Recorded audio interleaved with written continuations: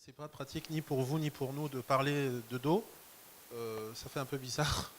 Mais bon, je veux dire, les choses sont claires. On est tous d'accord que pour relancer notre économie, pour arriver à une croissance qui soit solide et durable, il faut vraiment que ce soit le tissu des petites et moyennes entreprises nationales qui portent l'effort, qui portent la croissance, qui portent la création de richesses. Nous en sommes conscients. Parler de PME encadrées en fait et de PME qu'on encourage, vous avez abordé la question du financement, ça revient simplement à me donner l'opportunité de dire quelle est la vision du gouvernement en matière d'accompagnement des PME. Les PME s'accompagnent sur quatre domaines. Le premier domaine, c'est d'abord le domaine législatif et réglementaire. Revisiter les textes de loi, revisiter les règlements qui sont en vigueur pour qu'ils soient de nature à encourager le développement de l'activité, la création d'entreprises, les nouveaux statuts comme le statut de l'entrepreneur, redéfinir la notion d'artisan, d'entreprise artisanale pour que très rapidement un créateur d'entreprise puisse savoir exactement dans quel segment il se situe, quels sont les mécanismes qui lui permettent de créer son entreprise le plus rapidement possible et surtout à quel segment il appartient et comment il peut être encadré. Donc ce travail de toilettage du cadre législatif et réglementaire est en cours. Il y a des lois qui ont déjà été défendues à l'Assemblée nationale pour certaines, la loi de promotion des PME, la loi d'orientation de l'artisanat et la loi sur les structures d'encadrement des incubateurs sont passées au Sénat. Le deuxième volet sur lequel l'encadrement et la promotion des PME se fait, c'est sur la formation et l'encadrement. Au niveau des incubateurs, au niveau de tout ce qui est vocation, au niveau des centres, des business centers. On a un Women Business Center qui doit voir le jour pour l'entrepreneuriat féminin et un Andy Business Center, tout comme un programme de centres d'affaires qui doivent permettre que les entrepreneurs se concertent, puissent avoir un échange, un partage de savoir-faire et d'expertise. Le troisième volet, c'est celui que vous avez abordé avec M. Manza, c'est celui du financement. L'efficience du financement, le ministre de l'économie l'a évoqué. Ça fait un moment, c'est vrai qu'on parle du fonds Okume, ce fonds de capital investissement Okume. Aujourd'hui, on peut dire que Okume est une réalité. On est le conseil d'administration qui constitutif du fonds Okume doit se tenir vraiment dans les jours, je dirais même les heures qui viennent. Parfois, il y a des conflits de calendrier qui font que tous les administrateurs ne peuvent pas être là. Mais moi, statutairement, il a été, en tant que ministre des PME, je devrais être dans ce conseil d'administration. Donc, j'ai vraiment les informations qui sont de la dernière acuité. En ce qui concerne, à côté du fonds d'investissement qui va servir non seulement pour l'amorçage aux PME en création, mais aussi pour le financement des PME existantes dans les projets bien ciblés autour dans le cadre des filières stratégiques qui ont été identifiées dans le cadre du PRE. On a toute une dynamique qui montre la volonté de l'État de soutenir les PME autrement qu'auparavant, avec une gouvernance vraiment renforcée, un secteur privé présent dans tous ces organismes, dans tous ces organes de renforcement du financement, d'amélioration du financement. Je parle là ici du fonds de garantie des PME. On a vu la présence dans le premier panel de la SCGRE qui a vraiment un rôle locomoteur dans la dynamisation de ce fonds de garantie pour qu'on ait non seulement des fonds qui soient apportés, ces fameux capitaux que les assureurs lèvent sur le marché et qui doivent servir à financer l'économie. L'un des financements de l'économie, c'est la mise en place de ce véhicule très rapidement qui va permettre de donner davantage de flexibilité aux banques et aux microfinances pour accompagner le secteur privé, les entreprises. Le dernier volet de l'encadrement, et bien entendu les véhicules de financement ne peuvent qu'aller en s'améliorant, mais il est important que le secteur, que l'État amorce la création d'outils qui vont non seulement rassurer l'écosystème local, mais susciter aussi l'intérêt des investisseurs internationaux. Au mois de mai, nous recevons ici l'ensemble des fonds souverains qui représentent la quasi-totalité des fonds souverains des pays membres de la Banque islamique de développement.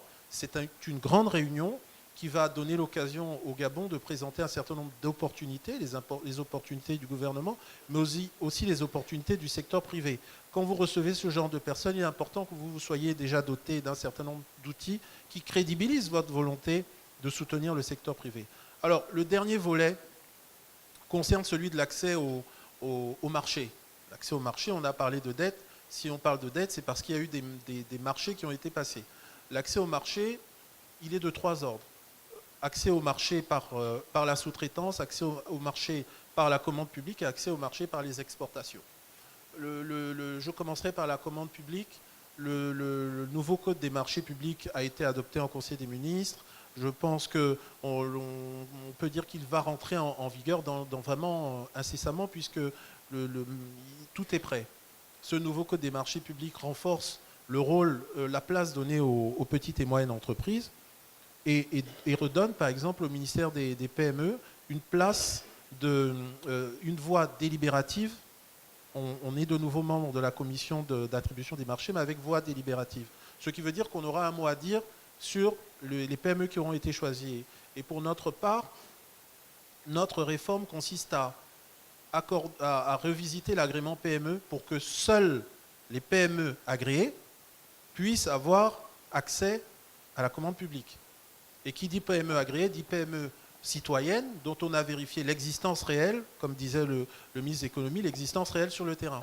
Donc on va aller vérifier et donner un agrément PME qui sera annuel. Ce n'est pas un agrément qui va avoir une valeur commerciale ou quoi que ce soit, mais enfin une valeur pour accéder à la commande publique.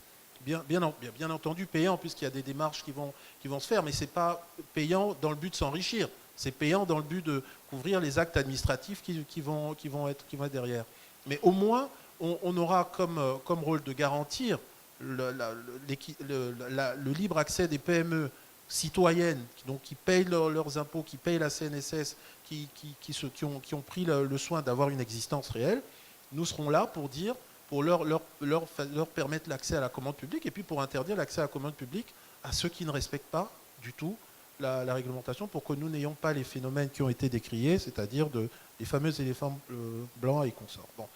Je termine sur la sous-traitance. Nous sommes en train, bien entendu, depuis longtemps, on parle de la bourse de sous-traitance qui doit consister en un transfert de compétences entre les grandes entreprises et les petites et moyennes entreprises pour s'assurer qu'elles montent progressivement en gamme dans la qualité de leurs prestations et dans la maîtrise d'un certain nombre de process pour être compétitif. Cette bourse de sous-traitance doit s'installer dans le cadre de la Chambre de commerce, tout comme le centre d'arbitrage, le centre d'arbitrage et les centres de gestion agréés.